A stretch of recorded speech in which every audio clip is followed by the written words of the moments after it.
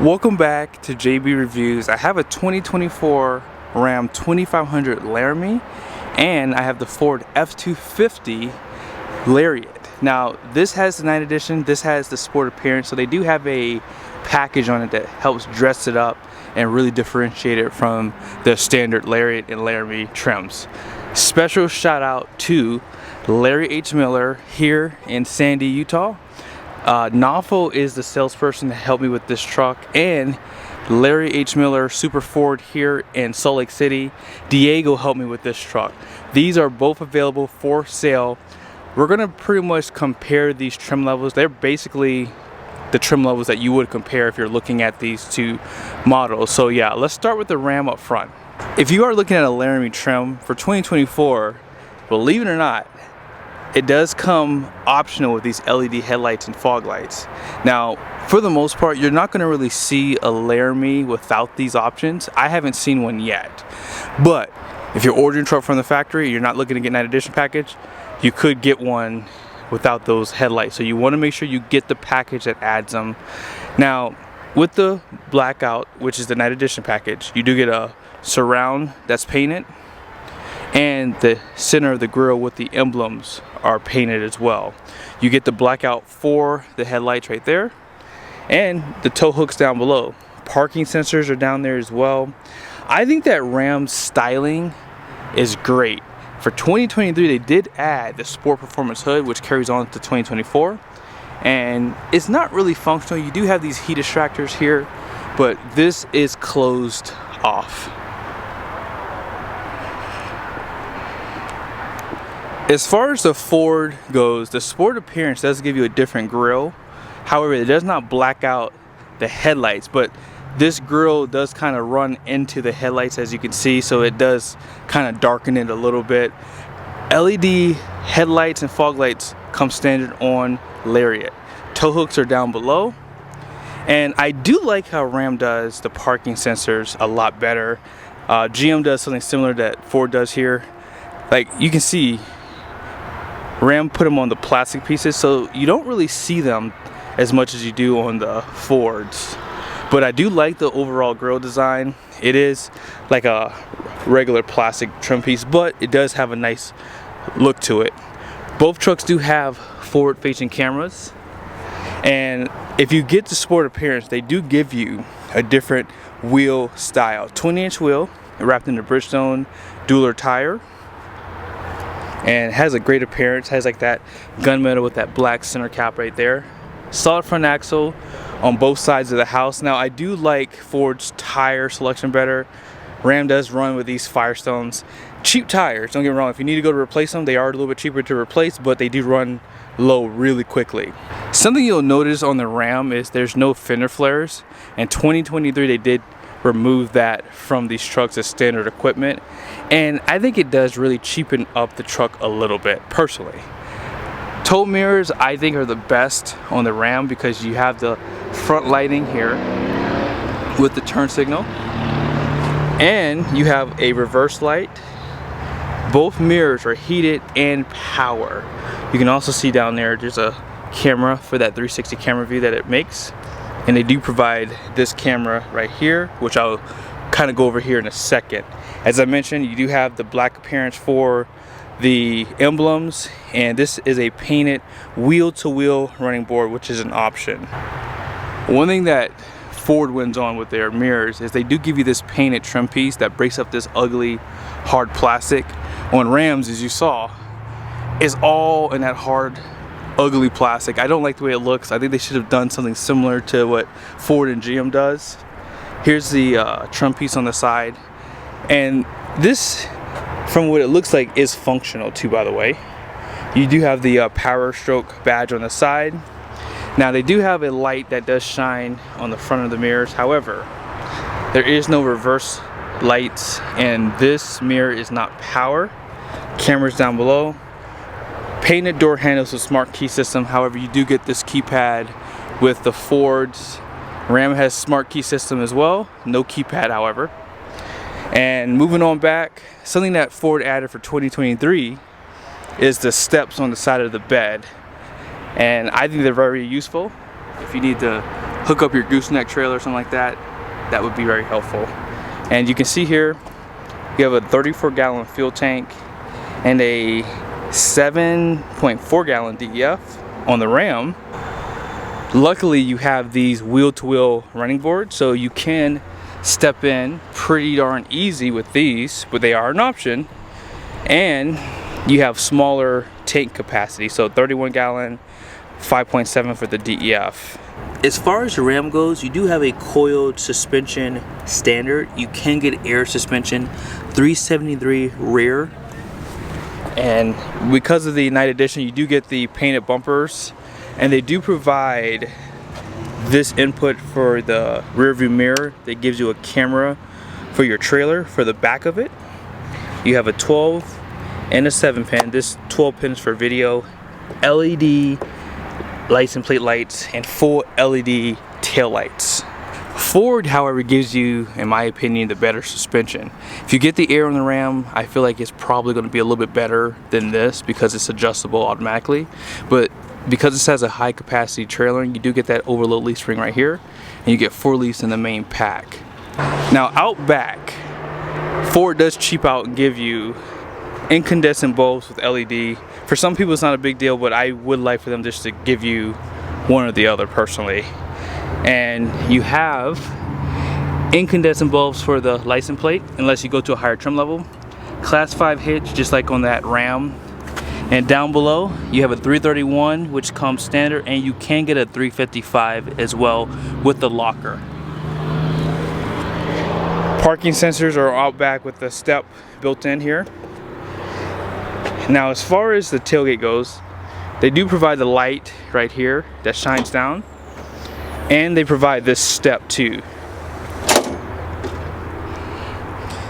And one thing that Ford takes the win on is they give you 2,000 watts of power in the bed.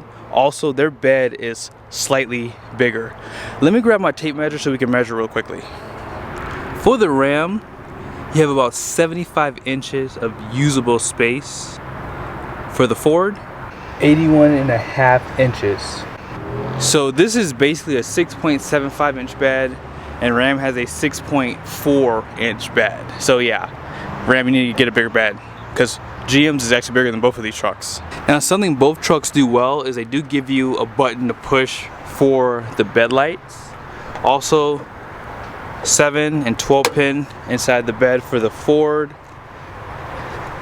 And as I said, this truck does not have the bed lights. It is an option. However, it does have the lights that shine above, and you have that 7 and 12 pin with the just 400 watts of power in the bed. So yeah, come on Ram. Now Ford is class leading for the powertrains. The 6.8 liter is not available with the Lariat, but the 7.3 is the standard gas engine. 430 horsepower, 485 pound-feet of torque, 10-speed transmission across the board. You have a standard output power stroke, and you have this high output power stroke. It's gonna have, ready for this, 500 horsepower, 1,200 pound-feet of torque, compared to Ram, which has the Hemi, which is the gas engine, 410 horsepower, 429 pound-feet of torque. You cannot get the high output Cummins in this truck, however. You only get this standard output, which only has 370 horsepower, 850 pound-feet of torque, which does not even match the standard output, which is 475 and 1,050. Add to the fact that you only have the 6-speed transmission behind the Cummins, and an 8-speed is standard behind the Hemi. I think that Ford does clean up with the powertrain and the drivetrain as well. But all is not lost for the Ram quite yet. Well, never mind. Let's go ahead and take a look at the interiors. So this door card is beautiful. They have this suede insert here and really nice graphics, soft touch stitching. I think that Ram definitely still has one of the best interiors. Seats have great bolstering. Heated and ventilated, although ventilated is an option. However, where Ford is probably going to beat it at is the adjustability. You do have a 10-way seat. You do have power pedals down below, but this does not have a telescoping steering wheel, and this is manually operated. Ford, however, has cleaned up their act all the way around. This interior is great. This one does have the B&O sound system and does have the speakers built into the headrest. They both have tilt headrests. They both have 10-way driver seats. However, Ford does add a power steering column. And you can add this, the pedals, and the seats to your 3 seat memories. Ram has 2 seat memories. But as far as the overall interior goes, I think that Ram does still have the best. Now, you do not get a standard digital gauge cluster, and some people might like that. You do have this 7-inch cluster, which is very, very helpful. 12-inch display is an option, however. So on the Ford side of the house, digital clustered standard, and their 12-inch screen is standard. And as I mentioned earlier, ventilated seats. So you have wireless charging down below, 2 USBs, and here is the center console. So you can make this 4 cup holders, and this is a center console's storage. 2 more USBs inside of here, so that's going to be a total of 4. 3 are going to be Type C, 1's going to be a Type A. And this cover the slide to clean this all up for you too. This Ram does not have the bucket seats up front, so this is the 6-passenger, but there is 1 USB in here, 4 down below. But what I'm going to do is, let me go ahead and show you guys some footage of a Ram 5-passenger. Tons of USBs, Type A's and Type C's, wireless charging, plug down below too. Here's your center console. Now that I don't own a Ram anymore, I absolutely miss this like center console, guys. It's the best. There's 1 USB as a Type A right there, and then look how deep back it goes. Like, this is amazing. Now, something I love about the Ram is this screen. They have a gauge summary, and for the longest time, Ford didn't have anything like this in their trucks. However, now Ford added this for their trucks for 2023, and they added another screen with all the other stuff you would like to view, like your turbo boost, engine brake. They did improve the engine brake. They both have dual stage exhaust brakes too. They call theirs engine brake though. For the Ford, you have your DPF, which is your exhaust filter, and your DEF level all on one screen. And they took it another step further and added these auxiliary gauges for you too. Now, I do like Ram's cluster a lot better in terms of the usability of it. This one's not, in my opinion, it's not as easy to use compared to Ram's, but I do think that Ford and Ram fall short with their cameras. I don't like neither one of these camera systems. They're just kind of hard to use personally. I think they're a little bit more confusing. Like, this menu doesn't stay open for you, which I would like, but there are nice camera views for this truck here, but I would like to see everything kind of like at the bottom of the screen here, so you can just click what you want. Kind of like what GM does, basically.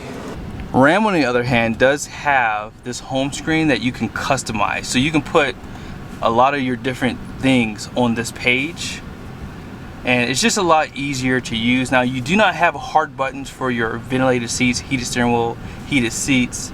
However, what I think Ram has the best of is like this dashboard. So they give you this towing and trailering page. It shows you all your gauges here.